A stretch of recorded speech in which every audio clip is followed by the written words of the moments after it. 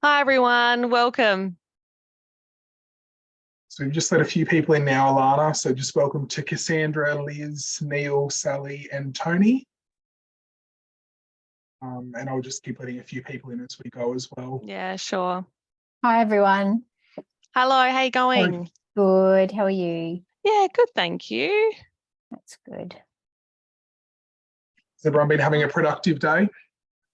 Yes, very busy day. Yeah. Apologies, I do not have a camera on this particular setup. It's Sally, so hello, I am waving at my screen in vain. How are you all? Hi, Sally. Sally, I think we would have a couple of photos of you around here. Perhaps I need to hold up a little paddle pot with your face on it. Alana, such a generous offer, such a generous offer there. I think we can dedicate our time to better things. I think, yeah, that could be scary. What photos Kishelda's holding of me.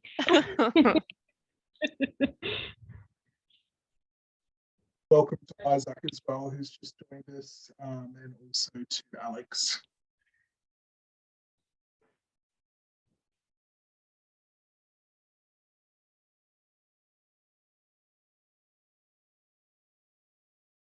Okay, we've got some good numbers now, Alana. Great. A few more. We've just Renee's just joined us as well.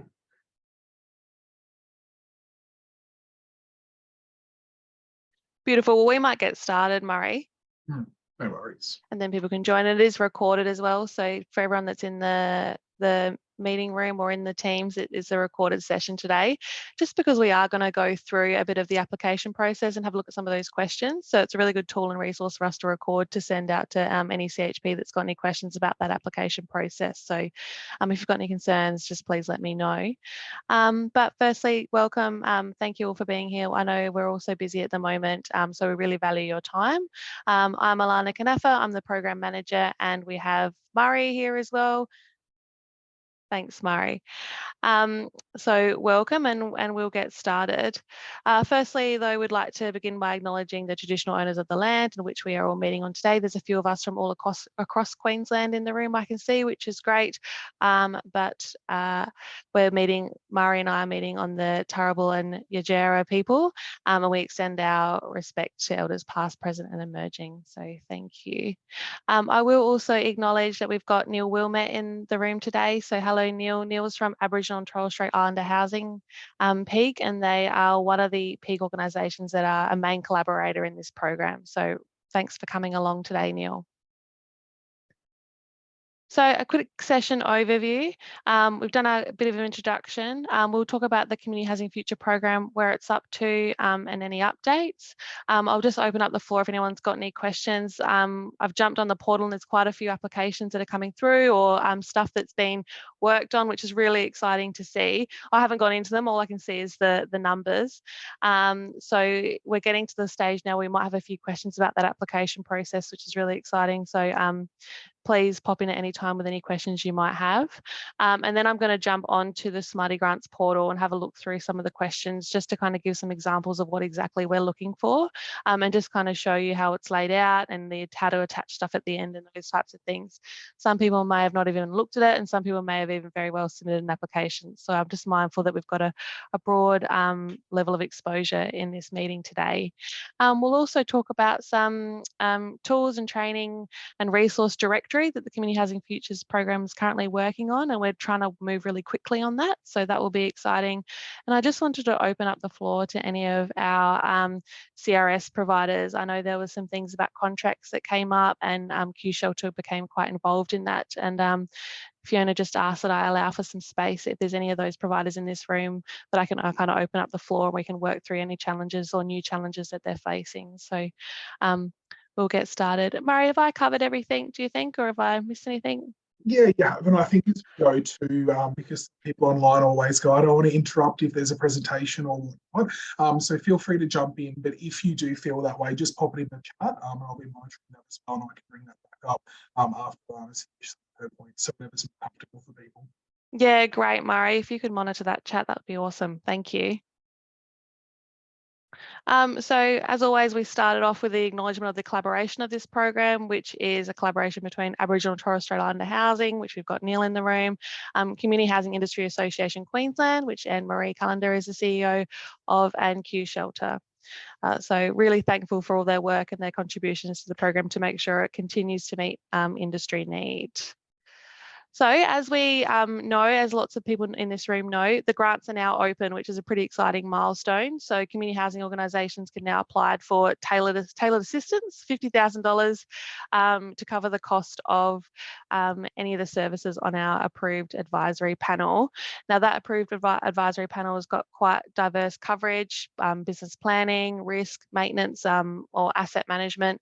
But if you do think that there's something missing on that panel or there's someone you want to work with or someone you're already working with, please let us know. There's actually a link on our website, which I can show you shortly, where they're able to apply to be on that panel. That panel is rolling, so we're adding people to it all the time, and we're moving quite quickly as well. So generally within 2 business days of an application, we'll have it assessed and we're able to make a decision and then put them on if that's the decision that's been made. So please don't feel like that the people on that panel are all you have to select from.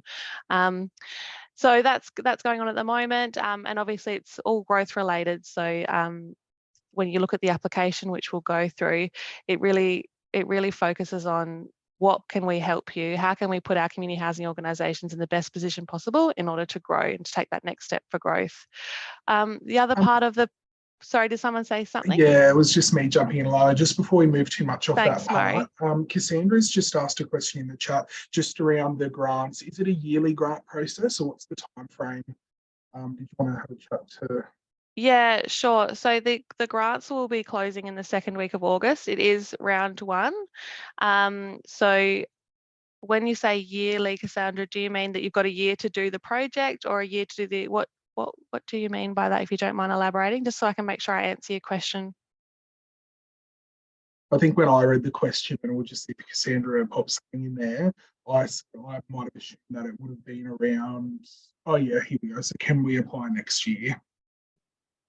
It just depends. So it is a competitive process, and so we've got a portion of money that's allocated for it, and we're hoping we want it to be completely subscribed. So we want to make sure that money goes out the door essentially to our community housing providers. And if we do have an opportunity, especially if it is subscribed well, I think it's really important that we advocate for further funding for this kind of work. I think it's crucial for our community housing providers across Queensland. So I can't guarantee that a second round would be open next year, but it's certainly something, if we can see the value from this round, it's certainly something we would be strongly advocating for. I can see her typing on the camera.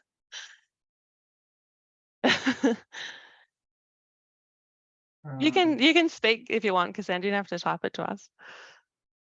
So her message, just not to cut you off if you are going to jump. There we go. I'm unmuted. I'm in the process of getting a co-op registered, but it won't be registered by the cutoff. So I was just wondering if there'll be a second round later in the year or next year for another intake. Yeah, it's to be confirmed at this stage, and it's something that the Peaks and I will talk about, and the governance group will talk about as well. This is the first grants of its type, so it's kind of like seeing what the take up is, and then kind of being agile and going from there, and advocating for further funding if it is a real success. I feel like it is. I think that the response we've got so far has been really positive, so I'm really hopeful that we're able to kind of keep it going, but obviously we've just got to, there's no promises on what that looks like in the future. Awesome, thank you. Sorry, you go, Cassandra. Oh, hi, Fiona. I didn't acknowledge you. I'm sorry, I didn't know you were here. I was late. Keep going, Cassandra. I won't interrupt you, and then I've got something I might just add. I think she's finished. So in this first batch, though, if the grants aren't fully subscribed, it will lead to another round, even within the current resources. Yeah. So if we don't spend all the money in this round, there will be another round before the program, as it currently stands, is finished. Yeah. Is that accurate to say, Alana? Yeah. No. Absolutely. Okay. Thank you. And then the other part that's open at the moment is the growth readiness and capability assessment function. So it's community housing organisations are able to express their interest to have their organisation's capability and growth readiness assessed. It's an opportunity to work with a sector expert to come into their organisation, do a deep dive, get an understanding of where they're at, where they want to be in the future, and the community housing organisation to come away with some real actionable recommendations to work towards. It's like a blueprint for growth for some of the community housing organisations. So both of those are open now and on our website. So I'll take any further questions, and then maybe we'll jump onto the website and I can have a look, show you through how to access those application forms, and we can have a look at some of those questions. And you might have some questions around what we're actually asking for. Did anyone have any questions about the grants that are open at the moment? If it's not related to the application, we can work through that at the next step. Was there anything that anyone was unsure about? I'll just say, Alana, I've had a few emails today, and I had a conversation with the provider yesterday, and I guess because this is recorded, and so we have the opportunity to send this to various people. The business advisory panel, a few people have been working with other people in this sector that they feel should be on that panel. And so I just wanted to reiterate that if providers are working with somebody that's not currently on that panel and they think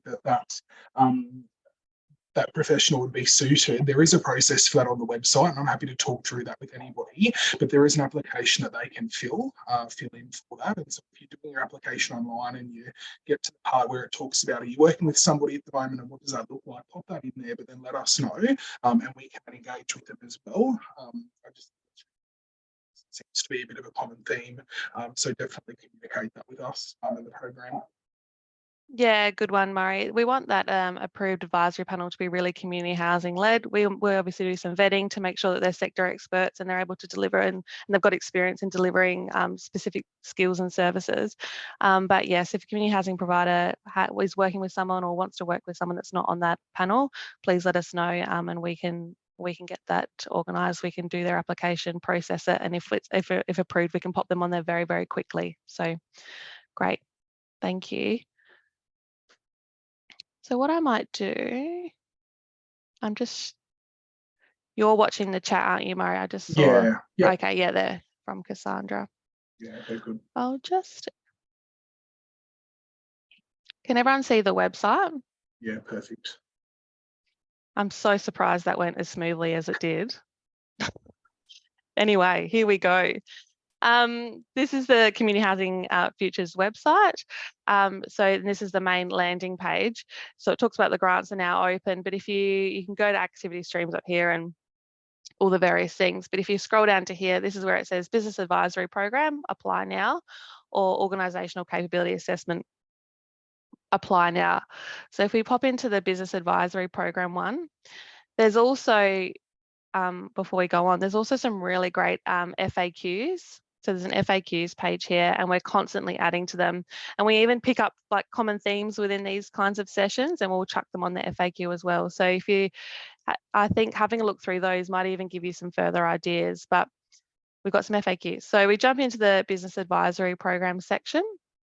It talks about some of the information from the guidelines, but essentially click here to apply. You can also download a copy of the guidelines just here. And this section here is where if there is a professional service that you would like or a professional consultant that you would like to go on that panel, this is where that link is where they can do their application to go on that panel. And the panel is below. So we've had 2 others approved to be added to that panel, and I'm just waiting on their professional profiles to come back. But this is the panel at the moment, and it's constantly building on. And what we did is we went out and got each of them to do a professional profile. So it's essentially a summary of their offering to community housing providers. So essentially, so community housing providers don't have to spend time trolling websites to find out what their actual offering is. So it talks about the contact, who's the main contact for who's going to look after this program of work, their sector knowledge specifically, and what they're actually able to offer in terms of those activity streams. So we hope that's been helpful. And they all look the same as well. So they all have filled out the same template. So have a look through that professional profile.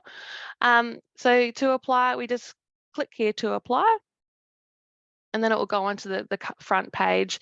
So have a quick read through this stuff. It is a little bit repetitive, but it talks about application administration, how to save your excuse me, how to save your application, and how to invite other people of your team in on the same application so you can work on it together or in parallel. And if you're not ready to start a submission yet, or if you're not sure if you want to or ready to start a submission, you can actually just download the form or preview the form in its current form. So at least you start getting an idea of questions. When I've done these in the past, I've downloaded the form and kind of started handwriting what my feelings and responses might be before actually jumping in and doing a submission. But I'll work on it from a preview section because it won't let me generate an application, unfortunately. But these are the questions that it asks. Does anyone have any questions yet? Is that quite straightforward how I've got here? All good? Okay, just jump in at any time, especially if we're up to a certain question and you're not sure about it. So we go through community housing organisational details, which is, I think, pretty straightforward. The head of the organisation, which would be generally the CEO or potentially the chair, and then the contact for the application. So who's the main person? It's generally the person that's filling out the application. I've added in bits of the guidelines throughout the application, so you can kind of know what you're looking for in terms of an answer in line with the guidelines. But I'm hoping that will help. So eligible organisations. So second page is just making sure you're eligible for the application. We've got here the eligibility criteria that's taken directly from the guidelines. So it talks about, are you a community housing provider? What tier you are? Are you an Indigenous community housing provider? And do you intend to deliver housing in Queensland? So that's just more making sure that the community housing provider is actually eligible. Pretty straightforward. Now, the property portfolio, this is a bit more information about the organisation itself, and anything we collect from this part. In fact, anything we collect from the whole process, if we were to use any of that data, it would be used in an aggregated and de-identified way, and we would do that in a way that's completely confidential, and we would only use it to influence further resourcing needs. So it could be, for very well, Cassandra, you said, will this program be further funded, or will there be another opportunity? If we were to collect some data, if we could collect some data that said, yes, this funding is actually really needed, that would help us influence further resourcing to the sector. Did you want to add any more to that, Fiona, about that data collection stuff? No, I think I just want to really state very clearly that it is about demonstrating the need for this way of working, but also we're pretty committed to the evaluation process, and you know, all of the data that we collect is really helping us to also understand where we're up to as an industry, and where you know, the program of work has actually helped with that, and to be also doing real-time improvements in terms of formative improvements as we go along. So it's not just about the future, it's partly that, but it's very, very much about whether or not these interventions and these program elements are really doing what they're intended to do against the purpose and objectives of the program, and being really honest with ourselves as peak bodies about that, and making any improvements we can along the way. Thanks, Fiona. That's great. So this part of the application is about your organisation and your organisational profile. All the LGAs in currently in which you have housing in. Which is quite a long list when you look at it like that. And then the next part is about the project. So this is really the crux of the grant application. So we go through program objectives, which is in the guidelines, the eligible activities, which is also taken straight from the guidelines. So this is where I foresee the summary of the proposed project. This could be even 100 words recommended, like it says on below, what you would like to do and what you'd like to do with the money, who would you like to engage, and I guess you can even start talking about how that will answer a gap within your organisation that's been identified. The areas in which the project is applying to in terms of the activity streams, finance, business planning, property development and risk.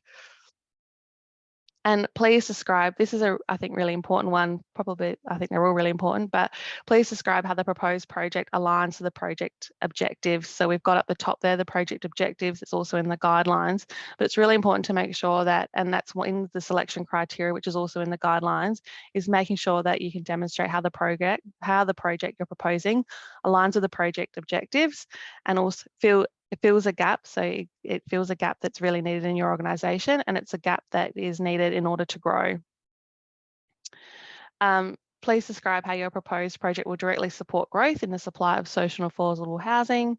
So I think that's pretty straightforward as well, in terms of we need to demonstrate that the project that you are putting forward is actually related to growth. And this question here, again, is around that gap stuff. So provide a summary of your strategic plan. You may even want to attach your strategic plan and write in this box, please refer to section X of the strategic plan where we say this, this, and this. So this is just making sure that the project that you're proposing isn't completely left or outside of what your organisation is actually intending to do. It's aligned to your strategic plan and your strategic goals. It could even be, if you don't have a strategic plan, or potentially your strategic plan is maybe expired or needs to be relooked at, it could even be something like board minutes. This is always talked about in the board, that we really need this professional service to come in and help our organisation do X, Y, and Z, and we just can never apply resources or funding to it. It could be that you attach board minutes to demonstrate that those conversations have been had. Did Mario or did anyone have any questions or anything to add to that? You're happy with how we're travelling? Yes, far so good from my perspective. Okay. Got from dry mouth all of a sudden. Describe the capacity constraints which are preventing you meeting your strategic growth objectives. So again, this is, I guess, and it could very well be that it's doubling up some of these questions, but we just want to really make sure that the questions that we do need are answered. Again, it's showing why haven't you been able to meet this gap before? It's about resources, it's about timing, it's about financial capacity, being able to apply to this certain part of this project. It'd be good to understand, is there any capacity constraints there, and how will this project kind of assist in that? Do your organisation have capacity to increase supply of housing in the next 3 years? That's, again, we're in line with that growth stuff and those growth objectives of the program. I think this is an interesting one as well, which is demonstrate your organisation's capability and capacity to manage a consultancy project successfully. So this would be, we really want to make sure that if we are giving out grant funding, that there is a capacity there to actually manage the project, so we can make sure that we get the most out of it, or the community housing organisation gets the most out of it as possible. So it may even be that you upload in the attachment section a proposed project timeline of how you're going to manage it, what staffing you might need to apply to it, but just we need to really see some thought go behind how the project is going to be managed by your organisation, so we can be confident that it's going to see out how you hope, or how it's demonstrated in your grant application. So and then it's kind of another opportunity, if not already covered above, what outcomes do you expect to achieve from this program, which I think we'll start picking up throughout some of these boxes already, but it's an opportunity to kind of really flesh that out, what outcomes you hope to achieve. And then the regions of housing growth. When it comes to estimated project commence and estimated project completion, they are of this project. So if you were successful for a grant and we said you're successful in potentially August, are you able to start straight away? When do you need to start, and how long do you think the project's going to go for, and when do you think it will be completed by? So it's not necessarily the growth project, it's this project, and when do you see the start and finish date. Any questions so far? Anything they wanted to add? No. Alana, just Liz here from Jacaranda. Yep. Just going back to a couple of the points earlier where you mentioned about uploading strategic plans and also board minutes. I just have a bit of concern with that regarding commercial and confidence information. And I know Jacaranda Housing, our strategic plan, or part of our strategic plan is quite sensitive in nature, and I would have some concerns about uploading that. So just if there could be some thought around that. Liz, you know, I think that organisations have got complete decision making over what they upload and share. And I think I'd also like to just review that section of the form as well, to make it really clear that we're not asking people to give us commercially sensitive information at any time. Yeah, it might be that we can reword it a little bit better. So it's and give the option. I think it is kind of giving the option, and it could even be a section of it. I'm not sure, but we can go away and work with that feedback and come back and tweak the form and come back to you, Liz, on that, and even add it to our FAQ if we need to kind of clear it up. Thank you. The professional advisory panel. So this is to stipulate who on the professional advisory panel you have gone to or approached about using the grant funding. So essentially, when you do decide that you want to use someone, you need to go to the professional advisory panelists that you've decided, or panelists if you've decided a few, and get a kind of a quote and proposal, which will make up one of the attachments of your grant application. So here's where you would write who you've chosen and why, and then the amount of professional services grant funding you are seeking. Some people I've spoken to, they're doing like they're going to do 20,000 for finance and 20,000 for risk management. So that's where you would break down that activity in this little box here to demonstrate what money is going where for which activity stream.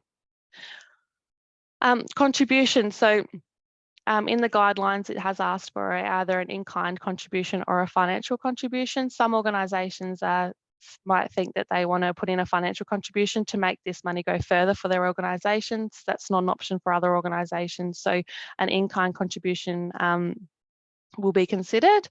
So here is just popping in what that looks like in terms of if it is in kind, what that looks like, and if it is financial, what that looks like. Yeah. Did anyone have any questions about that? Can I just say that the other reason for that information being collected, excuse me, I'm losing my voice, is to understand the true cost of the projects.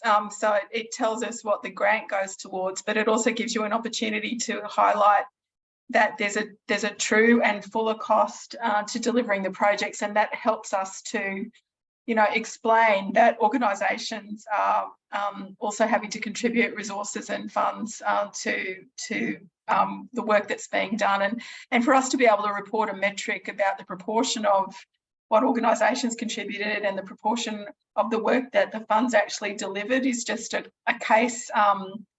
It kind of puts the case that the sector, you know, is having to contribute as well a lot, and that there's a true value rather than that just the straight out value of the grants. Yeah, great.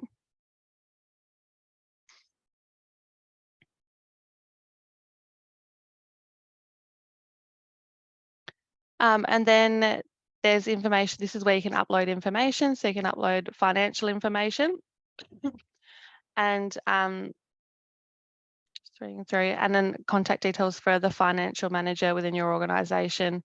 I'm just having a look. Project contact. I might have to fix that up. I'm not sure why that's come up double like that, but anyway. And any supporting material that you might have to support your application upload as well. It is about the quality over quantity stuff, though. I think I say that a bit, but it'd be really good to kind of just see the real stuff that you've referred to throughout your application, refer to that, refer to which attachment you're referring to, and then upload that in the back end here.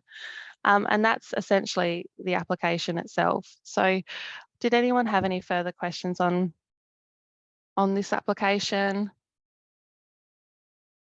No. And for anyone that's watching recording, if you have any questions or further questions, please let me know, and Murray and I can help you or help you work through the application or answer any questions that you might have over email. So. And then the declaration and privacy statement at the end. So just making sure that we declare any perceived or potential or existing conflicts of interest. and also just acknowledging that this program is part of there'll be an evaluation process as part of this program. So just acknowledging that you agree to contribute to that evaluation process, and that can be through things like surveys, because the evaluation piece, I think, which is Fiona's kind of touched on, is about measuring the success of the program, the outcomes of the program, and key learnings and key findings. It's also about kind of putting together a report of an understanding of our community housing sector to influence further resourcing. But the kind of evaluation stuff, and we're working with Ahuri at the moment on what the evaluation will look like and what tools and we'll use to evaluate, is going to be more around surveys at the start, surveys at the end, things around acquittal, so just making sure that the money that we've allocated has been spent appropriately. So nothing that I think would be too surprising. So does the organisation agree to undertake an acquittal process, including reporting of activities, outcome and expenditure of funds? And there's the declaration and privacy statement as well, which has been worked on, and that just talks about what we do with the data and how we treat it quite sensitively and within the Community Housing Futures program itself. But if you've got any questions or concerns, always email me or give me a call. I'm happy to work through anything. Okay, I'll see if I can. Can I just add in there too, Alana, the other thing, Yeah. and we just booked this for next week with another organisation.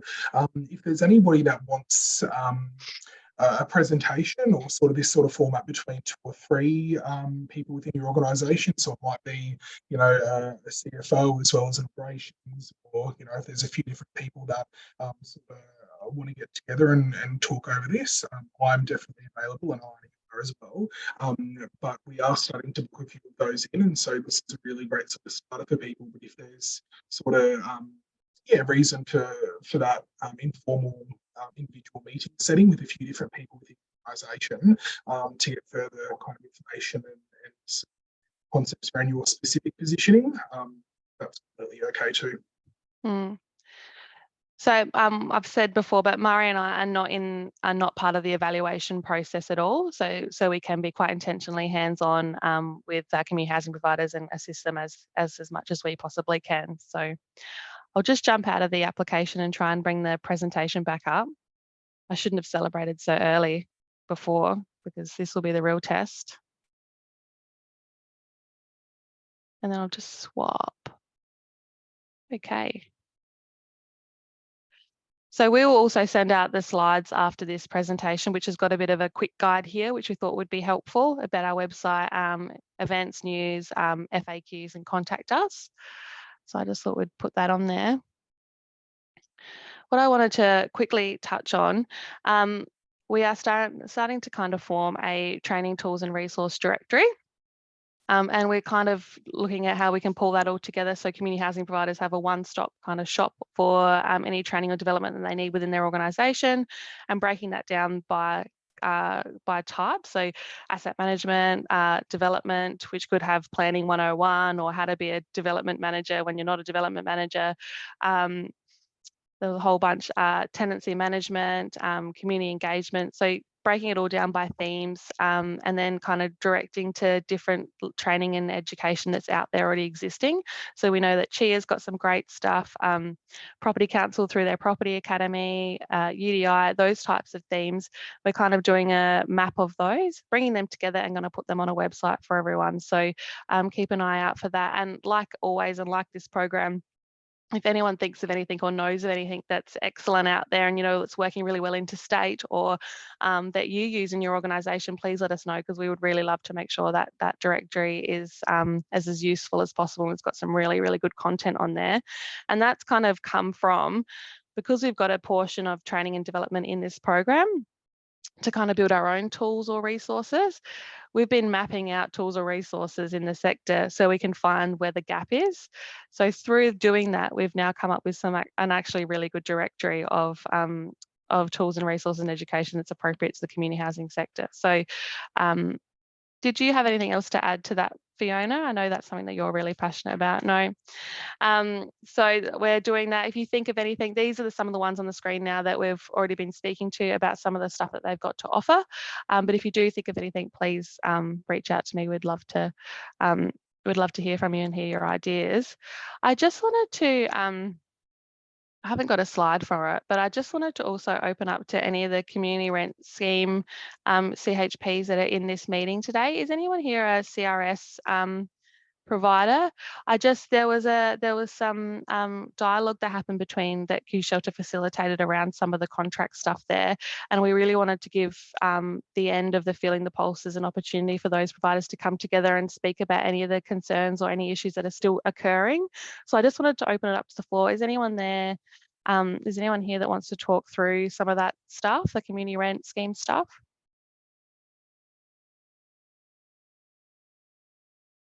No. Have we heard anything further about that, Fiona? No, I haven't had any further updates, except that you know, the department is working with organisations, as we understand it, to progress their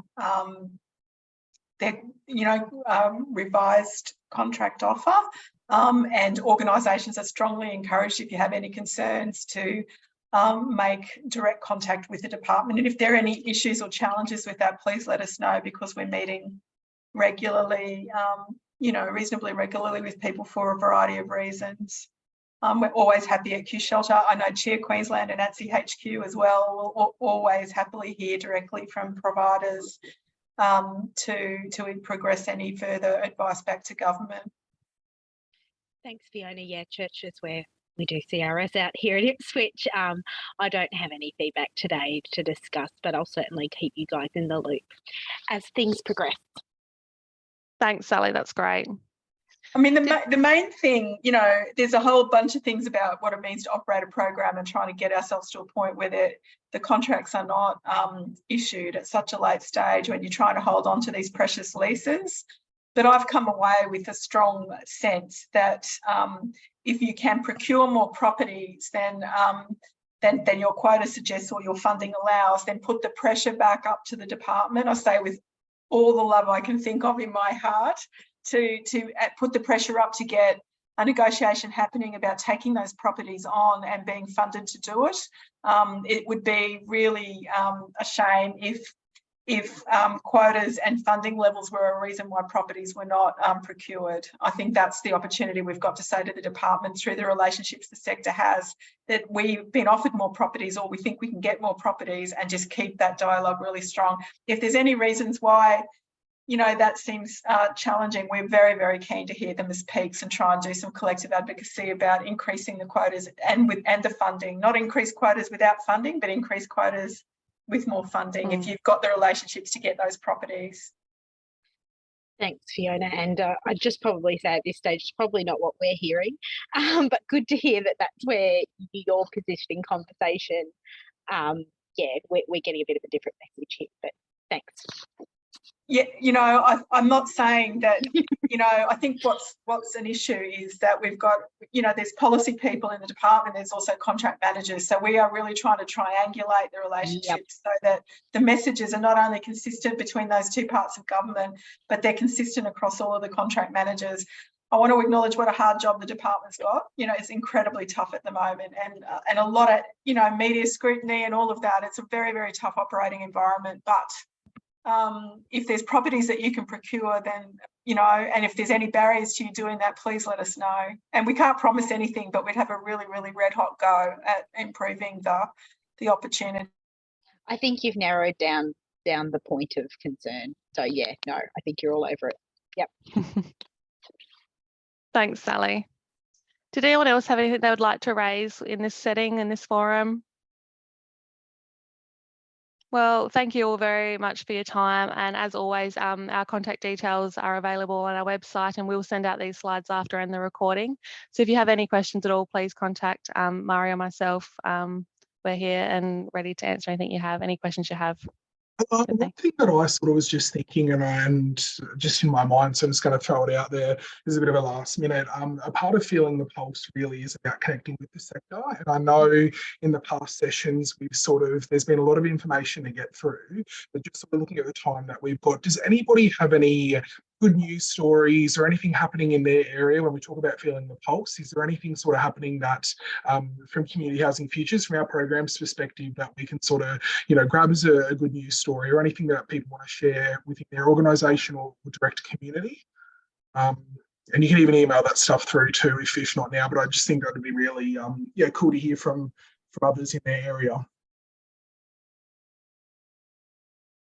You're sick of the sound of me, guys, I get it. But I'll just say, we had a lovely sod turning activity in Ipswich today. The minister came out and did a sod turning of our basin pocket project, which is, it's just starting construction now. So the minister's very keen to engage with people. So if you've got an opportunity to get people out on site and chat to her, she is very willing and very lovely and gracious with her time. Oh, that's great, Sally. Did you want to, how big's that development? How many bedrooms, or how many? Look, go easy on me, guys. I'm, week 2 in this spot. But it's 41 units, I believe. Wow. 1 and 2 bedroom. Very focused on the Ipswich area and under-occupied property. So we'll be certainly targeting people in social housing who are maybe under-occupied and looking to sort of take on a next stage of their life kind of unit option, and downsizing their responsibilities. So that's where that will be targeted next year. Hopefully it'll be opening doors. Oh, great. Well, good job. Thanks, Sally. Sally's from CHOs. So thanks for sharing that with us. Thanks, Alana. Thanks, guys. Thanks, everyone. Have a great afternoon. Bye. See ya. Bye. Bye-bye.